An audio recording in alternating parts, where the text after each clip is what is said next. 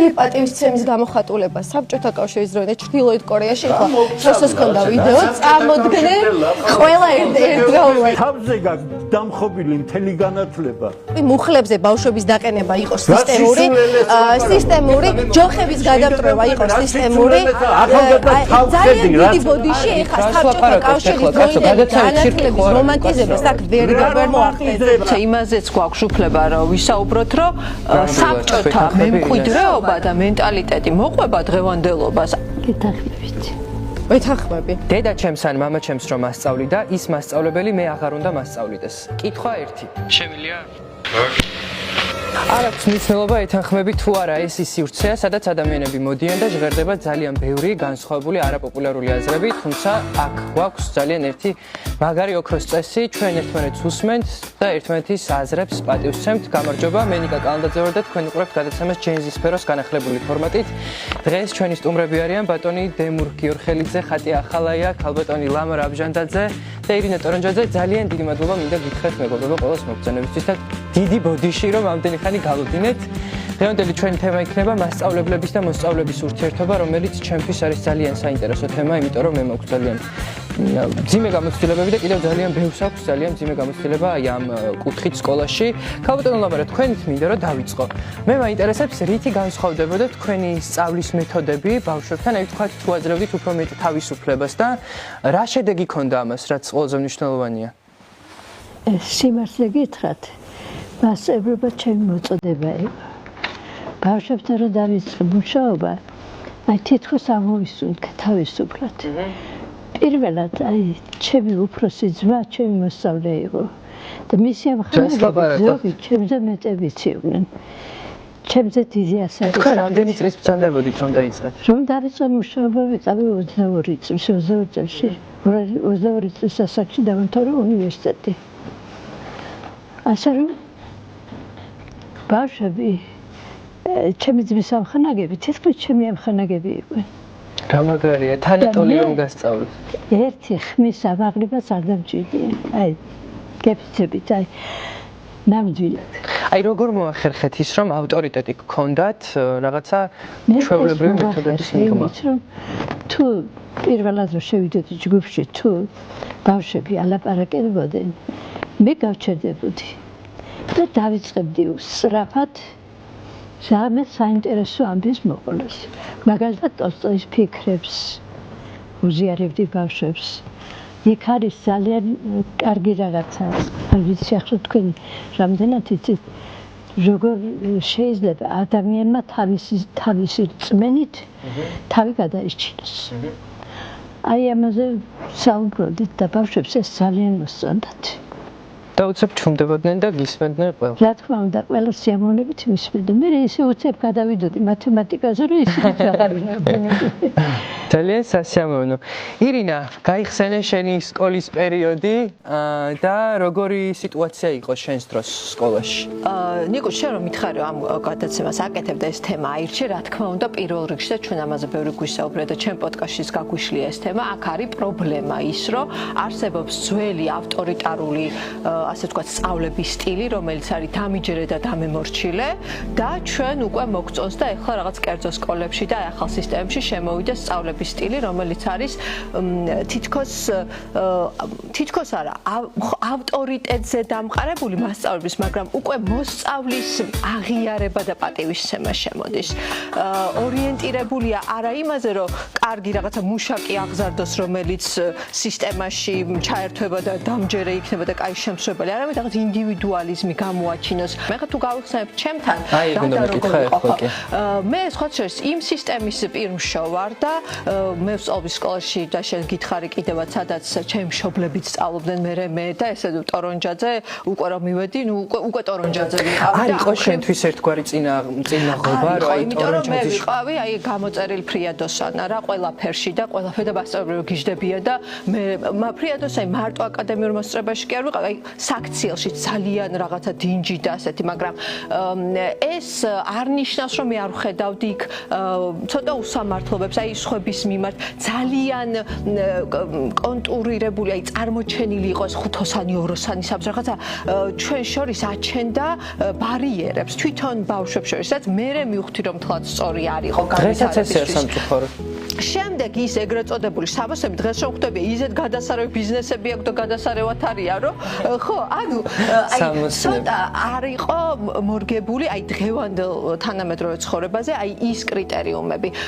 მე შემიძლია მაგალითად მოვიყვანო აი ჩემთვის სამაგალითო პედაგოგი მე ვცეკვავდი ქართულ ზიამზე და ალბერძა შემდეგ თეატარჩიასთან და ჩემთვის აი სამაგალითო იყო რომ აი თეატარჩიას შემოვიდოდა ხოლმე და იწყებდა რეპეტიციას და ხელს გაშლი და ჩვენ გავიტრუნებოდით აზრად არ მოვიდოდეთ ერთი ხმა არ აუწევი არასდროს თეას ერთ წარბს რო აკაჩავდა ვაიმე ჩანსაღი ავტორიტეტი იმიტომ რომ იყო სუპერ ნიჭიერი სუპერ პროფესიონალი კომპეტენტური თავის საქმეში ბატონო დემურ თქვენ როცა დაგირეკეთ მითხარით რომ ეს არის თქვენთვის ისეთი თემა რომელზეც აუცილებლად მოხვიდოდით რითი არის ეს თემა თქვენთვის განსაკუთრებული რატოა ესეთი მნიშვნელოვანი ძალიან მარტივი პასუხი მაქვს იმიტომ რომ მთელი ჩემი ცხოვრება განათლების სფეროში გატარებული მართალია სკოლაში არა მაგრამ ინსტიტუტში მეცნიერება და ასე შემდეგ და ეხლა ამითი ვარ დაკავებული ამიტომ ჩემთვის ახალგაზრდები ეს არის ხვალინდელი დღე ამ ქვეყნისა ბუნებრივია რომ ამ ქვეყანას არანაირი მომავალი არ აქვს მისი ახალგაზრდობა თუ ინტელექტუალური არ იქნა განათლებული არ იქნა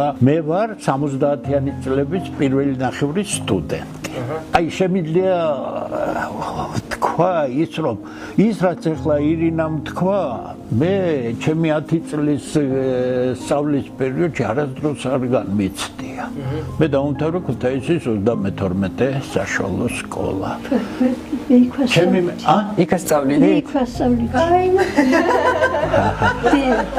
მე დავუმთავრე ქუთაისში 79 წელს დავამთავრე აი იქ იქნებოდი გასლაპარაკო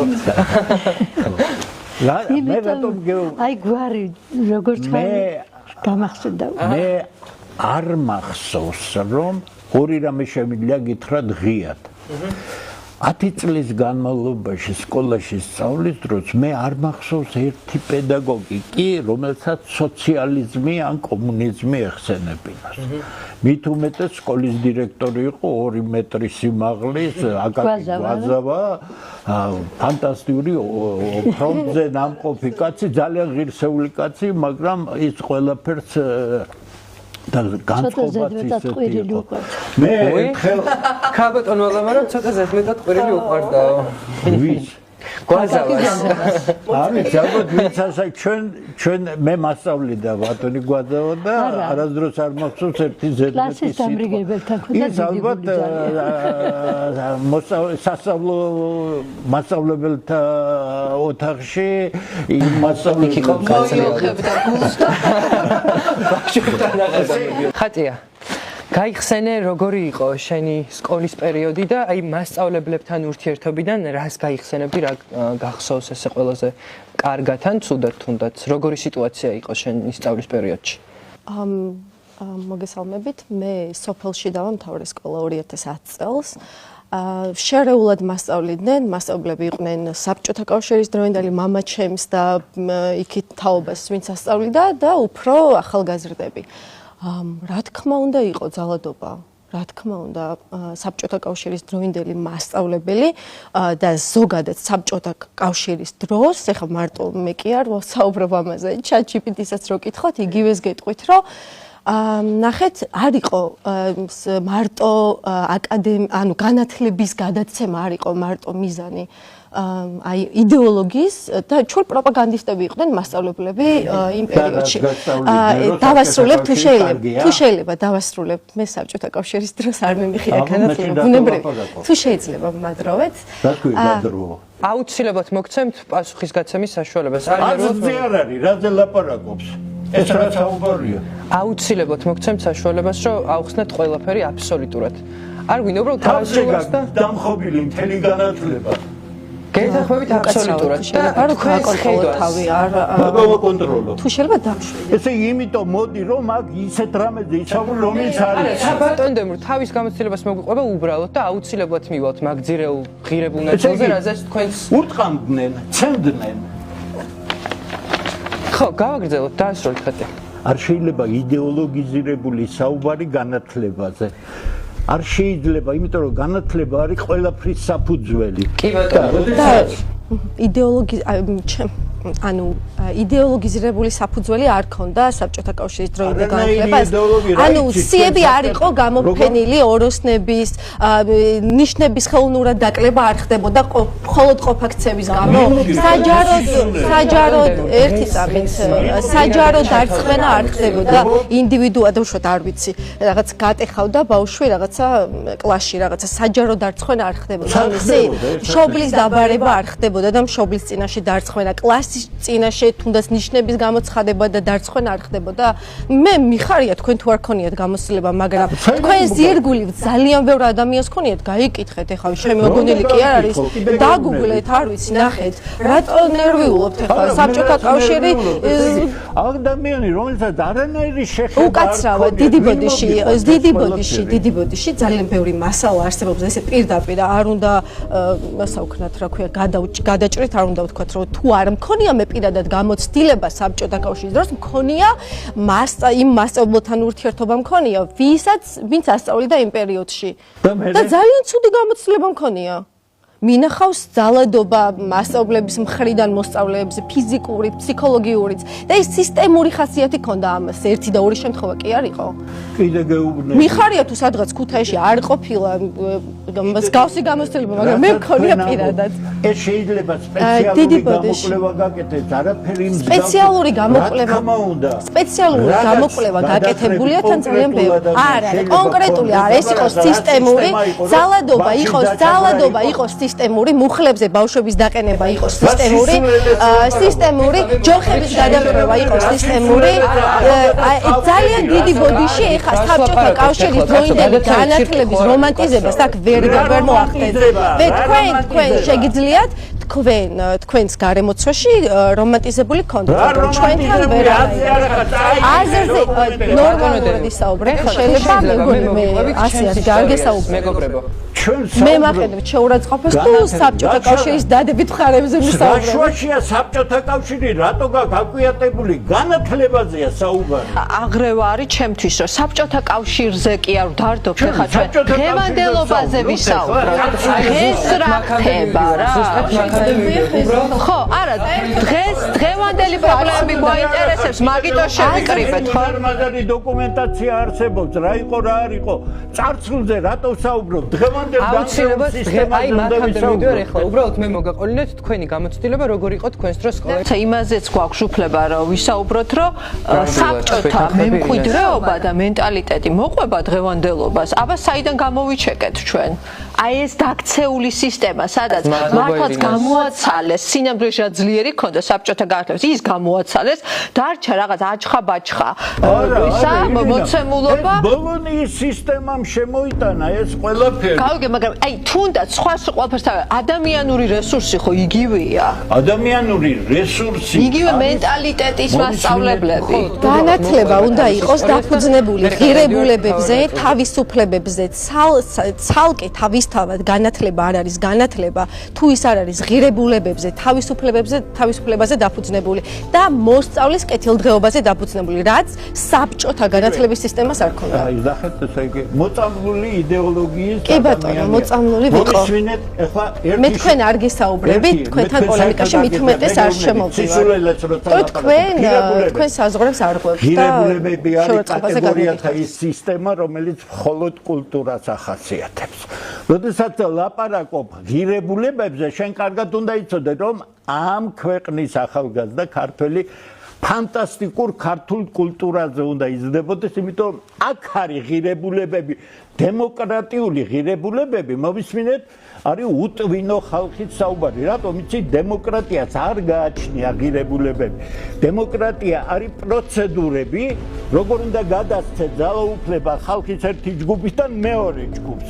კარგით, მეგობრებო, ამ გადაცემის მთავარი ღირებულება არის ის, რომ რაღაცნაირად უნდა გქონდეს მიმღებლობა ყველა ადამიანის აზრის, მხოლოდ ამას ვითხოვ და სხვას არ ვფიქრობ, თორე აუცილებლად მოყევი. კი, მეც მოყვები ჩემს გამოცდილებას, აუცილებლად მოგცემთ ყველას საშუალებას, რომ ერთმანეთს პასუხიც გაცეთ. ბატონო დემურ, მოკლედ დაწყებით კლასებში ვიყავი, როცა ჩემი ისტორიის მასწავლებელი შემოდის კლასში და ჩემს გვერდზე მჯდომს, ფეხზე აქვს ამძვრალი, აი ეს ფეხსაცმლის ძირები და ესე აქვს გაკეთებული კურდღლის ყურები და თამაშობს რაღაცას, ამასხარავებს ყველას, თვითონაც მასხარავებს. ვზივარ მის გვერდზე და მოგეხსენებათ მერხს, რომ დასალაგებელი აქვს ფეხები, ფეხების დასალაგებელი რო აქვს უბრალოდ ტკინა, მან მიწვია ფეხები, იმიტომ რომ ჩანთა მიდევს ქვეშ და ფიზიკურად ვერ ვეტევი ნორმალურად. შემოდის ისტორიის მასწავლებელი და აბსოლუტურად არ საიდან იწყებს ჩემი მისამართით რაღაცა შეურაცხყოფილ სიტყვებს, რომ შენ რა თავხედი ხარ, გაუზრდელი ხარ, დედა შენი რა კარგი იყო და მამა შენი შენ რა დაგემართა. არა ვიტანე ეს ყველაფერი ბავშვობიდან ვარ, მე ამბოხე რა გავაკეთო რა და ავდექი წარმოხდი. უნდა იყოს. აუცილებლად. ვივარ დირექტორთან და ხდება ჩემი დამრიგებელი. დამრიგებელი მაჩერებს და ხდება რა სიტუაციაც არის დაახლოებით მომყვება ისტორიის მასწავლებელიც და თან გზაში უხსნის ეს ყველაფერს თავის ვერსიას უყვება რაღაცა საერთოდ საოცრებებს ცალკე ამბავს შევდივართ ცალკე ოთახში სანამ დირექტორთან მივალ რო არ შემიშვას ეხლა უნდა დამამუშაოს მე ამ დამრიგებელმა რომ დედა ჩემს და მამა ჩემს ჰქონდათ ძალიან კარგი ქულები იმავე სკოლაში ვსწავლობდი სადაც ისინი სწავლობდნენ და მე მქონდა ძალიან ცუდი ქულები ანუ არ ვსწავლობდი იმიტომ რომ სახლში ვიჯექი მთელი დღეების განმავლობაში 7 წლის ვიყავი ვიდეო მონტაჟის სწავლობდი და მაინტერესებდა ეს სფერო და დღესაც აქ ვარ, დღემდე აქ ვარ. ვსწავლობდი იმას, რაც მაინტერესებდა, არ მაინტერესებდა ეხლა ეს რაღაცა მშრალი პროგრამები, რასაც გვთავაზობდნენ, ბუნებრივია. და მქონდა დაბალი ქულები. ამ ჩემმა ძვირფასმა დამრიგებელმა დაიწყო ჩემი ქულები ჩანტაჟი, რომ მე ახლა თუ შევალ სკოლის დირექტორთან, აუცილებლად გააგებინებს დედაჩემს და მამაჩემს ჩემი ქულების შესახებ, რომლებიც მე გამბრაზდებოდნენ, დამსჭიდნენ, ჩამომართმევდნენ ალბათ იმ კომპიუტერს, რაშიც მუშაობდი და ვსწავლობდი რაღაცების კეთებას და რეალურად აი ესეთ წნეხში მომაქცია, ამიტომ ვერ მივაღწია მე დირექტორამდე, თორე დარწმუნებული ვარ, შესანიშნავი ქალბატონი იყო ჩემი დირექტორი, ექნებოდა ამ საქციელს, რაცაც ახლა შენ ყვები, მხოლოდ ნორმიდან გადახრილი მასწავლებელი შეიძლება აკეთებდეს. ოდნავი ძალდატანებაც ბავშვზე უკვე არის დანაშაული. იმიტომ რომ ბავშვისთვის უფროსი ყოველთვის არის ავტორიტეტი და თუ ის შემოქმედია და თუ ის ბავშვის ფსიქოლოგიას კარგად გრძნობს, იგი ბავშვს მაქსიმალურად გახსნის. ეს არის პედაგოგი. არასწორად შერჩეულ პედაგოგს სკოლაში შეუძლია ბავშვების დაზიანება. ნამდვილად. ძალიან სწორი სიტყვა. არის ჩვენი გადაცემის მთავარი მიზანი, რომ განათლების სფეროში ორი სფეროა, რომელიც ხელუხლებლად ძალიან მაღალი დონე განათლება და ჯანმრთელობის დაცვა. გადაცემის ფორმატი არის ასეთი. გადაცემის განმავლობაში მაქვს ჩამოწერილი დაახლოებით 5 თეზისი, რომელიც არის ნაკლებად პოპულარული და ნაკლებად შეიძლება დავრჩეთ ერთ აზრზე, რამაც საკმაოდ საგნობრივი დისკუსია შეიძლება წამოჭრას ჩვენ ხუთში. ამოვიკითხავ თქვენის ნებართვით, კიდევ ერთხელ ძალიან გთხოვთ, რომ აუცილებლად დავასრულებინოთ ერთმანეთს ბოლომდე და აუცილებლად ყველას მოგვეცემა საშუალება, რომ დაუბრუნოთ პასუხი და ვთქვათ ჩვენი აზრი. თეზისი ნომერი 1. დედაჩემს ან მამაჩემს რომ მასწავლიდა, ის მასწავლებელი მე აღარ უნდა მასწავლიდეს. კითხვა 1. რა იგულისხმება თქვენი აზრით ამ ფრაზაში? ასაკი თუ თაობათა ხასიათის ცვლილება? დავიწყოთ, ხატია თქვენ დავიწყოთ. კი ბატონო. საკმაოდ ისეთი ის არის ტრაუმული და ტრაგიკული რაღაც. იმიტომ რომ არ მინდა რომ დედაჩემს და მამაჩემს ვინც ასწავლიდა, ის მე მასწავლიდეს. რატომ? იმიტომ რომ დედაჩემმა და მამაჩემმა მითხრა რომ ეგ ის მასწავლებელი ჩემზე ძალადობდა.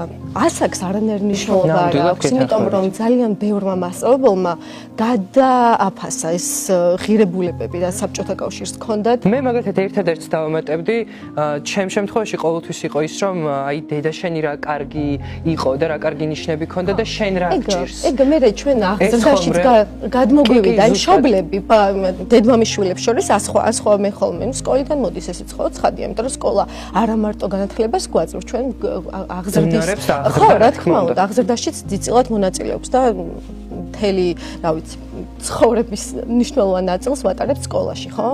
ქალბატონ ლომერე, თქვენ კითხავთ და ბატონ დებურ მე თქვენთან გადმოვალ. თქვენ რას ფიქრობთ? ეთანხმებით თუ არ ეთანხმებით ამ თეზის? ეთანხმებით. იცით რა? ჩემ გამოცდილებას გეტყვით. მე იმ სკოლაში დავიწყე მუშაობა, სადაც დედაჩემი მუშაობდა. და სხვათა შორის უფრო მე პასუხისმგებლობას გვგრძნობდი მათემატიკის მიმართ, რომ დედაჩემი იყო იქ, ვიდრე სხვა ზარნებში. დედაც მათემატიკას ასწავლიდა, ბოდიში რა შეგაწყვეტა? მათემატიკას ასწავლიდა, დიახ. და ასე რომ ასაკს დედაჩემმა მე დამიწყო საათები და თვითონ გავიდა პენსიაში.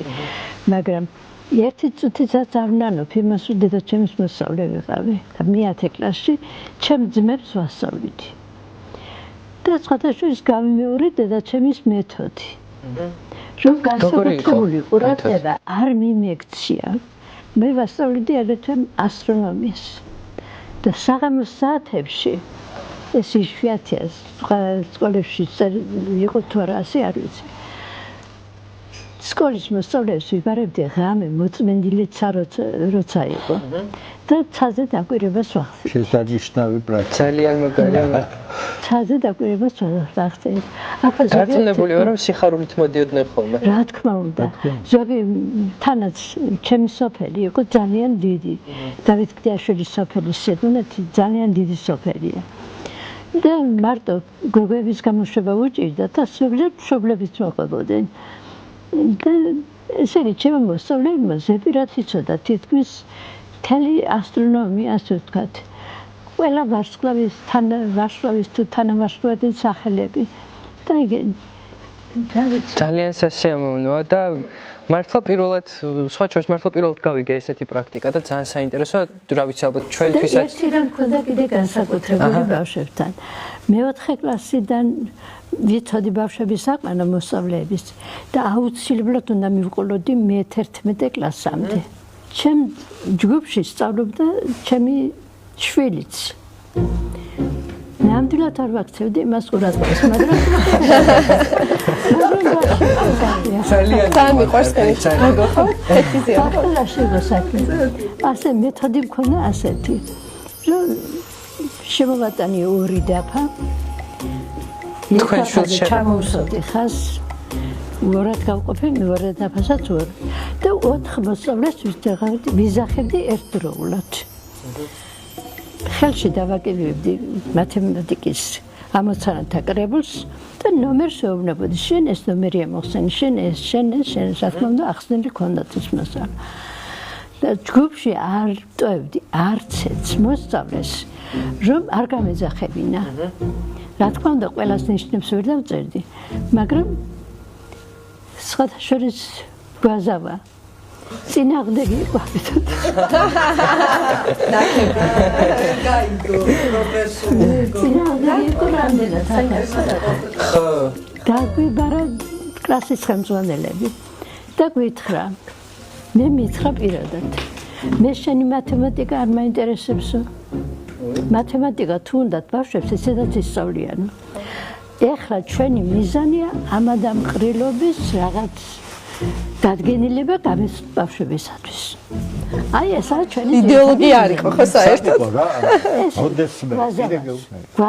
ოდესმე სკოლაში ვინმე ყრილობა უხსენებია? მე გეტყვით აგერ. მე წავიღებდი ამ ყრილობის დადგენილებას, ამოვდებდი ჟურნალის ქვეშ და ბავშვებს ვეუბნებოდი. ბავშვებო, ეს ვითომ მე წავიკითხე თქვენთან. თუ დირექტორი შემოვიდა, უთხარით წავიკითხე. საოცარი ურთიერთობა გქონიათ ბავშვებთან. ძალიან სიმამაცე ჭირდება. კი, ნამდვილად. ძალიან დიდი სიმამაცე ჭირდებოდა მithmes რა მაგდროს. თქმა უნდა. სამსახური შეიძლებოდა დაგეკარგათ თქვენი ოჯახის წევრებსაც და ჩვენი დირექტორი, თქვენ იცით ალბათ, როგორი ყირალა იყო. ყვიროდა მთელი ხმით. სკოლა ზარზარებდა რა. და გაზეთი კომუნისტი გამოდიოდა მაშინ და ასეთი სათაური იყო. ყვირილი ხელმძღვანელის სიზუსტია. ზოგჯერ კომუნისტისაც იბეჭდებოდა სიმართლე რა თქმა უნდა. დავიკავე ეს ჟურნალი ხელში და დაგვიბარა კლასის ხელმძღვანელები, რატომ არ აკრიბეთ ფული, რაღაცის ფული იყო ასაკრები, ასე. ყვირის და უშტებს, მაგიდაზე მუშტებს. დაუდები ეს გაზეთი წინ. ასე დააწყდა ხელი და წამოხდა, ესე იგი და ჩავარდა ენა მეგობრებო. თავისივე სისტემის მაშინ გააჟღერა ვიღაცა ბლოგერმა თუ TikTok-ზე არ ვიცი გააჟღერდა ესეთი ამბავი და იქაც მოვყევით რომ ბავშვს უნდა და საპირფარეშოში გასვლა და მასწავლებელმა არ გაუშვა. აი ეს არის ჩემთვის აი რას ქვია არ გაუშვა.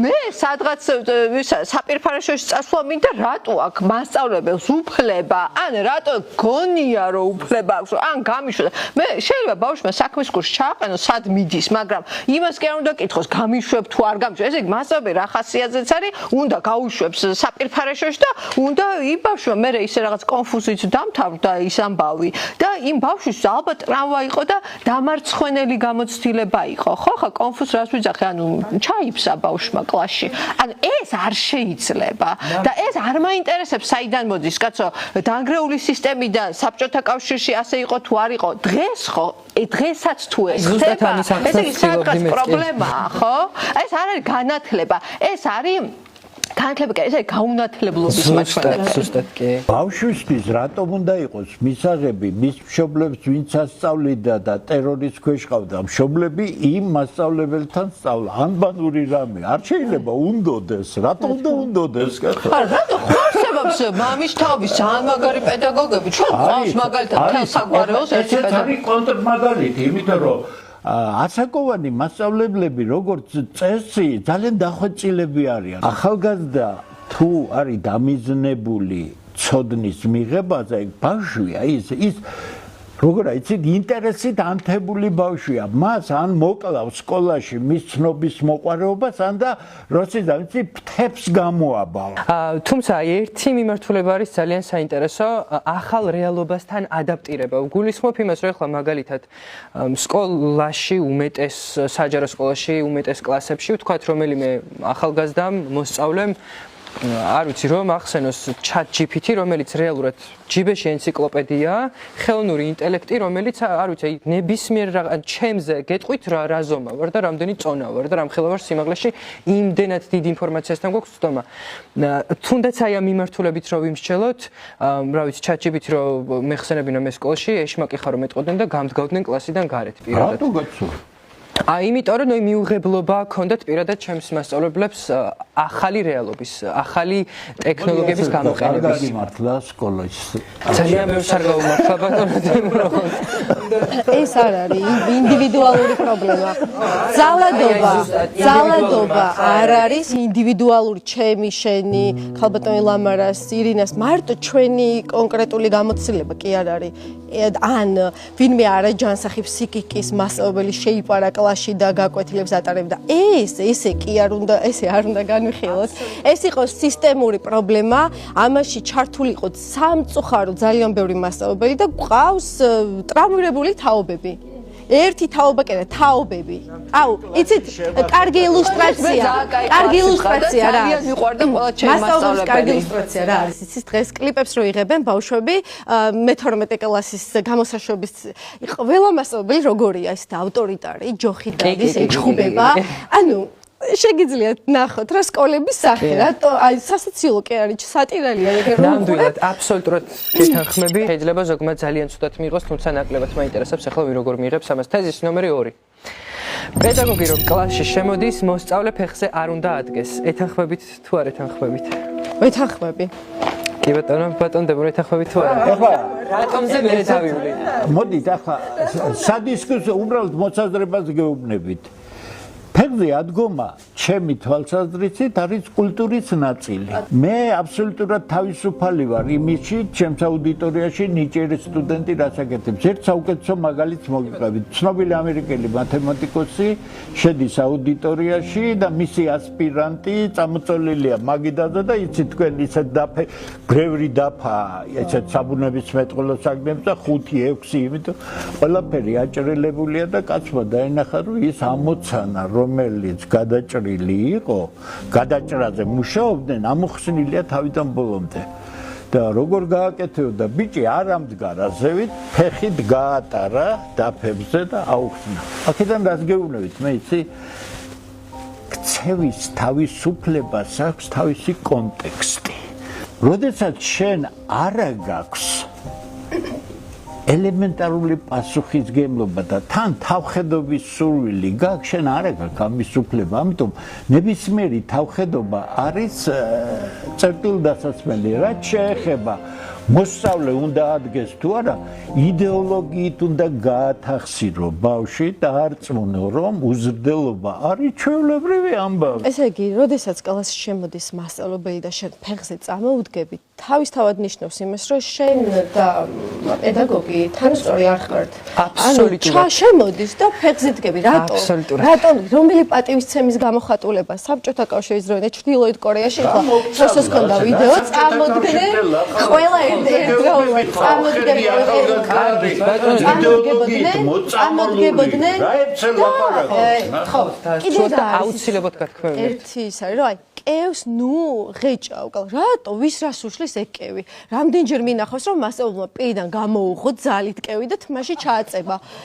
ეს კიდე გეუბნები. ნახეთ, ეს არის დეგრადაცია, ჩვენი დეგრადაცია არის თქვენი აზროვნება. თქვენი აზროვნება გეროებია, აი ამ სისულელეზე კამპანი. დეგრადირებული. ორჯერ არ გააკეთე, რომ ასეთი ჩარტოთილოში დეგრადაცია. ჩემი შობლები მიუვარ. ბატონო დემო ყველა აზრს ხომ მეთანხმები რა ყველა აზრი? ეს არ არის, როგორ შეიძლება სისულელეს ლაპარაკობს ადამიანი? კიდე გეუბნებით რა, როგორ შეიძლება ამაზე გაჩერება? ესე იგი საბჭოთა კავშირი წითელი ენთება და ესე იგი ღეჭას მასწავლებელი შემოდის ეს ფეხი გადადებული საწოლი ასეთი რაი. ნახეთ სამაგეროდ ბურღია. სამაგეროდ მაგრად სწავლობს. არ უნდა აპატია. ნახეთ აი ძალიან მარტივ შედარებას მოვიყვანთ საშუალებას. პატივისცემას ხო ღირებულება აქვს მხოლოდ იმ შემთხვევაში, როცა ეს არის ორმხრივი, ხო მეთანხმები თამაში. 20 ბავშვი რომ კლასში ზის და შემოდის ერთი ასაკოვანი, განათლებული, ერუდირებული, ავტორიტეტი მასწავლებელი და ეს 20 ბავშვი დგება. ეს არის თქვენთვის მისაღები. არა არის ამაზე დადგომაზე არ არის. მე ამ ჟესტზე ვსაუბრობ. ნახეთ ეს რამდენად არის თქვენთვის. კარგით რა, ეხლა თქვენზე ინშტეინი არ იყო, შემოდიხარ და აგი წამოგიდგეთ ფეხზე, არა ის კიდე რა. ანუ ნახეთ მართლა გულწრფელად მეწოდება თქვენი ყველა მოსწავლეებისთან შეხება გქონიათ, იმიტომ რომ არა პატივისცემა, არა განსხვავებული აზრის მიღება, ეს როგორ შეიძლება? ჩვენ ხო არ უნდა დაუჭამოთ აქ ერთმანეთი ვსაუბრობთ რაღაც ადამიანები ვართ ხო? ესე როგორ შეიძლება? აზროვნება გაქვს, მოწამლული, რასაც ამბობ, კულტურული ადამიანი ამას არ უნდა კადრულობდეს, რომ თქვენ არ უნდა კადრულობდეთ, ეს შეურაცხყოფას არ უნდა. ეს არის კულტურაზე როგორ საუბრობთ? კულტურაზე საუბრობ, თავხედობ, როგორ ლაპარაკობ. ნახეთ, აი ერთი რეპლიკა მე თქვა ამასთან დაკავშირებით შეიძლება, იმიტომ რომ მგონია რომ ცოტა განსხვავებულისაც ვერ ვიტყვი, მაგრამ სხვა კუთხით უყურებ ამას რა. ნახე, აი მაგალითად ახლა გამახსენდა, აი სიტყვაზე პარლამენტში რო შემოდის პრეზიდენტი ან პრემიერი ფეხზე განანეს მისალმება. ნახე, შემომისალმება. იგივე ახლა გამახსენდა ოსკარების გადაცემა, როდესაც აი რაღაც ძალიან ღვაწლმოსული ადამიანი გამოდის სცენაზე, ყველა ფეხზე დგება ტაში და ეს არ არის სავალდებულო, თუმცა არის რაღაცა ეტიკეტის ნაწილი. სკოლაში ფეხზე როდის არის ეს ხატი, ნახე, როდის არის ეს საშება მე თუ ის მასწავლებელი ხელებში მირტყავს, თმებში საღეჭეზე მაწერებს და ცემს, მაშინ აღარ ავდგები, მაგრამ მე თუ პატივისცემით მეპყრობა მასწავლებელს და რო შემოდის, მე ბუნებრივად მინდა რომ ავდგე. 18 წლამდე ბავშვებთან გვაქვს. მაშინ ამას მივესალმები, მივხვდი, აი მანდ მივდივარ. ვცდილობდი რომ როცა ეს ბავშვები არიან ამ გაკვეთილზე, იგივე პატივისცემას არ იღებენ უკან და ამიტომ მე არ ვთვლი რომ ეს არის ღირებული. ეგეც და 18 წლამდე ბავშვებს რატო ვთხოვთ? ეხლა მაინც და მაინც პრეზიდენტივი და ეტიკეტები და ასე 18 წლამდე ბავშვია. უნდა ადგება, უნდა დაждდება. რა უნდა სამეფარაშოში გავა, უნდა ვაში შემოიტანს კლასში და შეჭამს. მისდის გული. პიროვნება არ არის? ზაშუაშია 18 წლამდე ბავშვი არ არის. ვინ თქვა რომ არ არის ჩამოყალიბებული პიროვნება? მაგავსავ ჩვენ როგორც უფროს თხოვთ რაღაცას, ისი არ უნდა მოვთხოვოთ 18 წლამდე ბავშვს. არაფერს არ თხოვ შენ ეს ოჯახმა თვითონ ხო ოჯახმა უნდა ასწავლოს დისციპლინა. ეს არ არის. რა დისციპლინა, რა სავალდებულოა, რა სკოლაში წამოდი. ეს არ არის სავალდებულო. არანაირ არც ერთ დონეზე არ იქნება სავალდებულო. ასევე ფიზიოლოგიური ანუ საფეხაშოში გასვლა. აბსოლუტურად ეგეც ძალიან ბავშვის უფლება, ელემენტარული უფლება. ადგება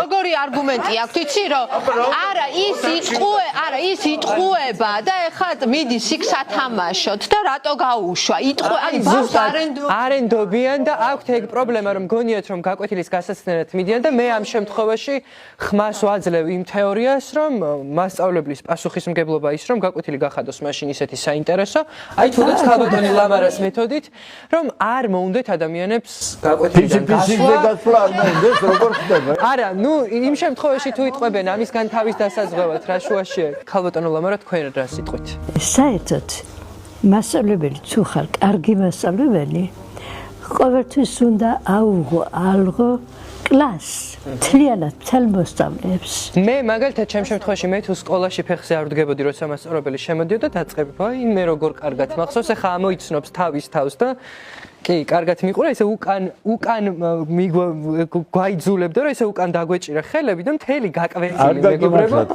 მართლა გამიმართ მთელი არავის არ გაუმართლა როგორც ჩანს ბევრს არ გაუმართლა კიდევ ერთხელ მათემატიკაზე რაფერ გეწერა მაშინ როგორ რათი არა ნუ არ იყო მნიშვნელოვანი თავარი იყო რომ ფეხზე რადგან არ ავდექი დავესაჯე და ესე წაგვეღო და ნუ აი წარმოუდგენელი სტრესი გვაქვს მაგ ნაწილში გამოვლილი მე და ჩემს კლასელებს და ბოლო და მეხუთე თეზისი და მე მგონი გავდივართ უკვე ბოლოში ეს არის საკმაოდ რაღაცნაირად ახლა დაავლაპარაკდით ყველა ერთად ამ თემაზე ძალიან ამ წლების ტრენდი ხო ახალი აღმოჩენილი პრობლემა რეალურად ამ პრობლემას დავარქვით თავისი სახელი და რაშია ახლა საქმე თუ ბავშვს დაფასთან გამოსვლა არ უნდა პედაგოგმა არ უნდა გამოიყვანოს იძულებით იმიტომ რომ შეიძლება კონდეს სოციალური შფოთვითი აშლილობა ეთანხმებით თუ არა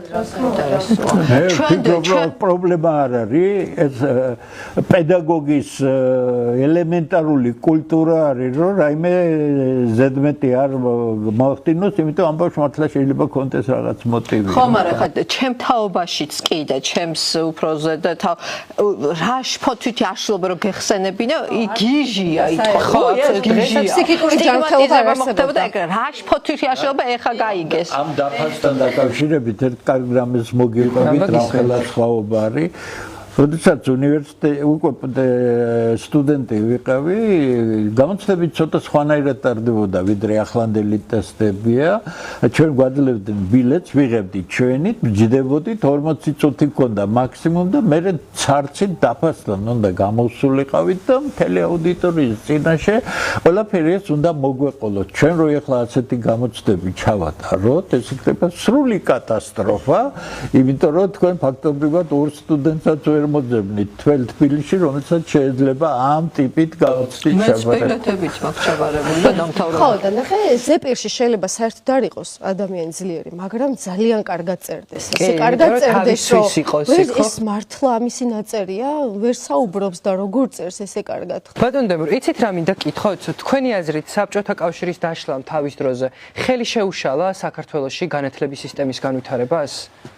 რაშია საქმე იცით საბჭოთა სისტემა როდესაც დაინგრა და იგი გარედან კი არ დაანგრიეს შიგნიდან დაანგრიეს კიდე გეუბნებით შემდეგ მოხდა შემოტანა იმ შეხედულებათა სისტემისა რომელიც ცნობილია ვაშინგტონის კონსენსუსის სახელწოდებით ანუ ამან იმოქმედა უარყოფითად ამან იმოქმედა თავისთავად არა ეს იყო მიზანმიმართული დღეს უკვე აშკარად გახდა რომ ეს იყო მიზანმიმართული გრევა იმ განათლების სისტემისა, რომ შეფერხებული ყოფილიყო და გასაგებია საქართველოს მიმართ არავის არ გაუკეთებია სპეციალურად ჩვენ მოვყევით იმ დიდი გრევის პერიოდში.